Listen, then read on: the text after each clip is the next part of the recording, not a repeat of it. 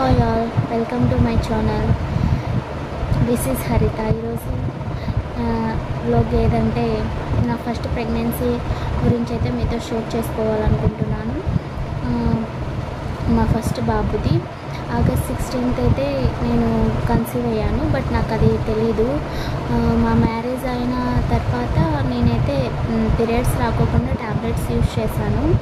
ఎందుకంటే కొన్ని పూజ చేయాలనేసి కొన్ని వేసుకున్నాను. ఒక 3 అలాగే వేసుకొని ఉంటాను.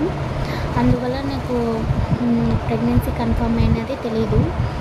అదేదో నాజియా, వామిటింగ్స్ అయితే ఇంకా స్టార్ట్ కాలేదు. నాజియా, ఏది తిన్నా తినబుద్ధి కాకుండా ఉండడం, కడుపు ఏదో ఉబ్బరంగా ఉండడం అలా అనిపించేది. ఏం తినలేకపోయేదాన్ని. అలా 1 వీక్ 2 వీక్స్ ఏమన్నా దిష్టి తగిలిందేమో అని దిష్టి తీయించుకున్నాను. చాలా చేసాము, అయినా కానీ అవైతే తగ్గలేదు. ఫైనలీ వన్ డే ఈవినింగ్ అయితే మా హస్బెండ్ చెప్పి హాస్పిటల్కి అయితే వెళ్ళాము, మైత్రి హాస్పిటల్కి. వాళ్ళు టెస్ట్ చేశారు. ఇలా పీరియడ్స్ ఎన్ని రోజుల నుంచి స్టాప్ అయ్యాయి అని అడిగేసి వాళ్ళు యూరిన్ టెస్ట్ అయితే చేశారు, బ్లడ్ టెస్ట్ చేశారు. సరే అని ప్రెగ్నెన్సీ కన్ఫర్మ్ అయిందని ఆ రోజు డిక్లేర్ అయితే చేశారు. అప్పటికే నాకు 2 months ఎండింగ్. సరే అని మేమైతే ప్రైవేట్ హాస్పిటల్ అయితే చూపించుకోలేదు. ఆర్డిటి బత్తలపల్లి, కళ్యాణదుర్గం హాస్పిటల్స్ అయితే బాగా చూస్తారని చాలామంది అన్నారు. సర్లే అక్కడ చూపించుకుంటే నార్మల్ డెలివరీ చేస్తారు కదా అని అక్కడే చూపించుకున్నాము. స్టార్టింగ్ అక్కడ చూపించుకున్నాము. ఏదైనా ఎమర్జెన్సీ వస్తే వెళ్ళొచ్చులే అని ఏదో గవర్నమెంట్ హాస్పిటల్లో బుక్ తీసుకుంటే అక్కడికి వెళ్ళొచ్చు అని అక్కడ చూపించుకున్నాము. ఇంకా ప్రతి చోట తిరిగామండి. ఫస్ట్ ప్రెగ్నెన్సీ కదా, ఎక్కడ చూపించుకోవాలా, ఎక్కడ బాగా చూస్తారో తెలియక అన్ని హాస్పిటల్, ఎవరు చెప్పిన హాస్పిటల్ కల్లా తిరిగేసాము. బట్ లాస్ట్ అలా నా ప్రెగ్నెన్సీలో అయితే ఏం ఇష్యూస్ అయితే లేవు, అన్నీ బాగానే ఉన్నాయని చెప్పారు. బ్లడ్ ఒకటే తక్కువ ఉండింది. ఆ బ్లడ్ పెరగడానికి కానీ మా ఆయన చాలా కష్టపడ్డాడు. బోన్స్ సూప్ అంట, బోన్స్ బాగా బాయిల్ చేసి దాంట్లో వాటర్ తాగేది, మునగాకు బాగా ఉడకబెట్టి దాంట్లో బెల్లం వేసుకొని తాగడం కానీ, అలాగే బీట్రూట్ జ్యూస్, క్యారెట్ జ్యూస్, అంజీరా జ్యూస్ అలా చాలా అయితే తాపారు. ఫైనల్లీ నా డెలివరీ టైంకి అంతా ఒక 10.5 అలా వచ్చింది.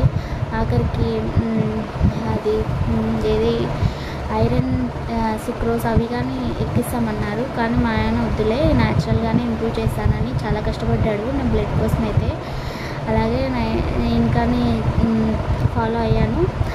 నా డెలివరీ టైంకి అంతా 10.5 అలా ఉన్నింది. నో ప్రాబ్లం అనేది చెప్పారు. నేను 9th month స్టార్ట్ అయింది. అది కరోనా టైం కదా, 9th month స్టార్ట్ అయింది. 21st నాకు ఇచ్చిన ఎక్స్పెక్టెడ్ డేట్గానే వచ్చేసింది. స్టార్ట్ అయినా కానీ నాకైతే ఇంకా పెయిన్స్ ఏం రాలేదు. ఫస్ట్ ప్రెగ్నెన్సీ కదా, బాగా వాక్ చేసేదాన్ని, బాగా వాటర్ కానీ ఫుడ్ కానీ అన్నీ బాగానే ఫాలో అయ్యాను. బట్ నా ఎక్స్పెక్టెడ్ డెలివరీ డేట్ ఇంకా నాకైతే పెయిన్స్ అయితే ఏం రాలేదు. వన్ డే మార్నింగ్ నేను బెడ్ నుంచి లేగానే మా గ్రానైట్స్ అనేటి కింద బండలు అనేవి వైట్గా ఉండేవి అనమాట. లేవగానే సడన్గా బ్లడ్ పడిపోయింది అనమాట. అంటే అంత తిక్కగా కాదు, కొద్దిగా వాటర్లో కలిసి పడినట్టు పడింది. అప్పుడు వెంటనే మా టెన్షన్ పడి మా ఆయనకైతే చెప్పేశాను.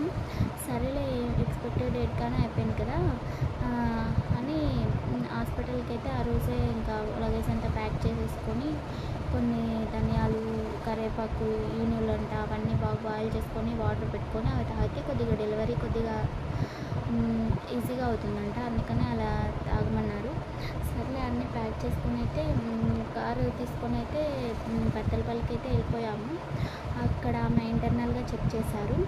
ఇంటర్నల్గా చెక్ చేసి ఇక్కడ అంతా కరోనా పేషెంట్స్ మాత్రమే ఇచ్చారు ఈ హాస్పిటల్. ఇక్కడికి ఇంత దూరం ఎందుకు వచ్చావమ్మా నువ్వు అక్కడి నుంచి, ఇది ఓన్లీ కరోనా పేషెంట్స్కి, నీకు బేబీకి కానీ ప్రాబ్లం కదా, ఇక్కడికి వచ్చి జాయిన్ అయ్యావు అన్నారు. అమ్మో, కరోనా పేషెంట్స్ ఉన్నారా అనేసి చాలా భయం అయిపోయి మ్యామ్ స్కాన్ చేసుకుంటే అలా చెప్పిందనమాట నాకు. చెప్పింది ఇంకా నీకు డెలివరీ డేట్ కానీ అయిపోయింది కదా, నువ్వు ముందే అడ్మిషన్ కావాల్సింది డేట్ కన్నా, డెలివరీ డేట్ అయిపోయినా కానీ నువ్వు ఇంకా ఎందుకు ఇంత లేట్ చేసావు అని అడిగారు. లేదు మేడం, ఎక్స్పెక్టెడ్ కన్నా 1 వీక్ అటు ఇటు అవుతుందన్నారు కదా, అందుకనే ఇంకా 3 డేసే కదా అయ్యింది, ఇంకా 4 డేస్లో వస్తాయని వెయిట్ చేశాను అన్నాను. ఆమె నాకు అదే ఇండ్యూస్ చేశారనమాట, ఫింగర్స్తో లోపల ఇండ్యూస్ చేశారు. అండ్ మేము అక్కడికి వెళ్ళినప్పుడు నైట్ అయిపోయింది. సరేలే అడ్మిషన్ అవ్వాలి మీరు, నేను ఇండ్యూస్ చేశాను, ఒకవేళ 3 డేస్లో నీకు మళ్ళీ పెయిన్స్ రాకపోతే టాబ్లెట్స్ ఇస్తాము అన్నారు. మరి ఎందుకో ఉన్నట్టుండి సరేలే ఈరోజు అడ్మిషన్ కానీ పోయి డిన్నర్ చేసేసుకొని రండి, నీకు టాబ్లెట్స్ ఇస్తాను, ఈరోజు డెలివరీ చేస్తాను అన్నారు. సరే మా కరోనా పేషెంట్స్ అందరూ ఉన్నారు కదా, నాకు బేబీకి ఇద్దరికి రిస్క్ అవుతుంది కదా అని నేను చాలా భయపడ్డాను. ఆమెతోనే లెటర్ రాసుకొని లేదు మేడం మేము కళ్యాణదుర్గంకి వెళ్తాము, అక్కడ ఆర్డిటీ హాస్పిటల్లో చేయించుకుంటామని చెప్పేసి ఆమెతో లెటర్ అయితే రాయించుకున్నాము. కానీ ఆమె ఆ రోజు నైటే నాకు ఇండ్యూస్ చేశారు కదా, అప్పటి నుంచి లైట్గా పెయిన్స్ అయితే వస్తూనే ఉన్నాయి. సరేలే ఇంకా ఎక్కువ వస్తే ఇంక ఇక్కడ హాస్పిటల్లోనే ఉన్నాం కదా అనేసి ఆ రోజంతా హాస్పిటల్లోనే స్టే చేసాము. హాస్పిటల్లోనే ఉన్నాం కదా, సడన్గా ఏమన్నా ఎక్కువ పెయిన్స్ వచ్చినా కానీ వెళ్ళొచ్చులే, కన్సల్ట్ అవ్వచ్చులే అనుకున్నాము. కానీ అప్పటి నుంచే నాకు లైట్గానే ఉన్నాయి కానీ హెవీగా అయితే రాలేదు. వాళ్ళు కానీ హెవీగా వచ్చే వరకు వెయిట్ చేయమంటారు కదా, సర్లే వెయిట్ చేద్దాం అనుకున్నాను. ఆ రోజు నైట్ అంతా అలాగే అయిపోయింది, లైట్గా వాటర్ కానీ లీక్ అవుతున్నట్టుంది. నాకు అది అప్పుడు సరిగ్గా తెలియడం లేదు. ఇంటికి వెళ్ళిపోయాము, మార్నింగ్ ఇంటికి వెళ్ళిపోయాము, 10 కంతా ఇంట్లో ఉన్నాము. ఆ రోజంతా అలాగే ఉంది, లైట్గానే పెయిన్స్ ఉన్నాయి. ఇంకా రాలేదేమో, ఫస్ట్ డెలివరీ కదా, పెయిన్స్ కొద్దిగా ఎక్కువసేపు ఉంటాయి అనుకున్నాను. ఆ రోజంతా వెయిట్ చేశాను. నెక్స్ట్ డే ఆఫ్టర్నూన్ అలా ఇంకా ఏమోలే ఇంకా వెళ్ళిపోదాము హాస్పిటల్కి అనిపించింది. ఎందుకంటే కూర్చోడానికి కాలేదు, నిల్చోడానికి అవ్వలేదు. అటు ఇటు తిరుగుతూనే ఉన్నాను, నైట్ అంతా అస్సలు స్లీప్ లేదు.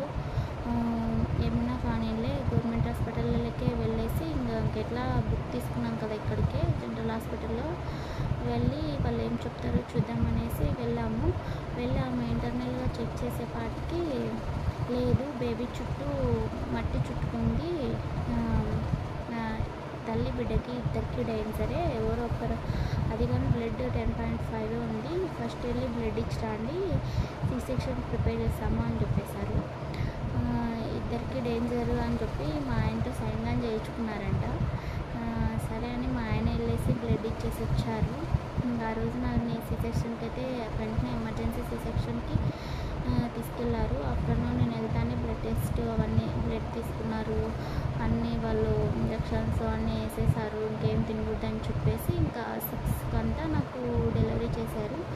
నాకు అప్పుడు తెలిసింది ఏమంటే బేబీ చుట్టూ మట్టి చుట్టుకోవడం అంటే బేబీని ఆ ప్రెషర్కి ఎక్కువ లోపల వాష్రూమ్ పాస్ చేస్తుందంటే అక్కడ అలా పాస్ చేస్తే ఆ ఉమ్ము నీరు ఆ బేబీ తాగడం వల్ల ఫ్యూచర్లో బేబీకి లంగ్స్ ప్రాబ్లం అదే బ్రీతింగ్ ప్రాబ్లమ్స్ వస్తాయంట. అందుకని అలా ఎమర్జెన్సీ C-సెక్షన్ అయితే చేశారు. నాకు కూడా మట్టి చుట్టుకుందంటే అప్పుడు అంతగా ఐడియా లేదు. మళ్ళీ తర్వాత నేను డాక్టర్ని అడిగాక అలా చెప్పారు, బేబీ చుట్టూ మట్టి చుట్టుకోవడం అంటే బేబీ లోపల పాస్ చేస్తున్నాను, యూరిన్ పాస్ చేసిందంట ఆ ప్రెషర్కి. అలా ఎందుకు అయిందో నాకు కానీ తెలియదు, మేబీ డ్యూ డేట్ ఎక్కువ అవ్వడం వల్ల అలా జరిగిండొచ్చు. నేను ఇంకా పెయిన్స్ ఎక్కువ వస్తాయేమో అని వెయిట్ చేశాను. లేదు అలా చిన్నగా పెయిన్స్ వచ్చినప్పుడే వెళ్ళిందంటే వాళ్ళు ఏమో అవుట్ చేసేవాళ్ళేమో. అదే నేను మెయిన్ చేసిన మిస్టేక్, అందువల్లే నాకు C-సెక్షన్ జరిగింది. బట్ బేబీకి అయితే ఏం ప్రాబ్లం లేదు, బాగా 3.4 kgs వరకు ఉన్నాడు మా ఫస్ట్ బాబు, బాగా హెల్తీగానే ఉన్నాడు. దేవుడి దయ వల్ల ఏమీ ఇష్యూస్ రాలేదు. C-సెక్షన్ కానీ ఫస్ట్ అది కొద్దిగా ఎమర్జెన్సీ C-సెక్షన్ అయినా కొద్దిగా త్వరగానే చేసేసారు, ఏమీ ప్రాబ్లం అయితే ఏం లేదు. ఆమె ఇంటర్నల్గా చెక్ చేసేటప్పుడే అన్నారు బేబీ అయితే హెడ్ డౌన్ పొజిషన్కి వచ్చింది కానీ ఎందుకో అంత కిందికి అయితే రాలేదు ఇంకా అని. అందుకనే ఆమె ఇండ్యూస్ చేసినట్టుంది. మేబీ అక్కడే ఉంది ఆ రోజు నైటే ఆమె చేస్తానన్న మెడికేషన్ ఇచ్చి చేస్తామన్న వెయిట్ చేసినా కానీ నార్మల్ అయ్యేదేమో అనిపించింది. అలా అయిందండి నా ఫస్ట్ డెలివరీ. నా సెకండ్ డెలివరీ వీడియో కానీ మీకు త్వరలోనే పోస్ట్ చేస్తాను. అలాగే మీకు ఎటువంటి వీడియోస్ కావాలో కామెంట్లో తెలియజేయండి. Thank you for watching and support me.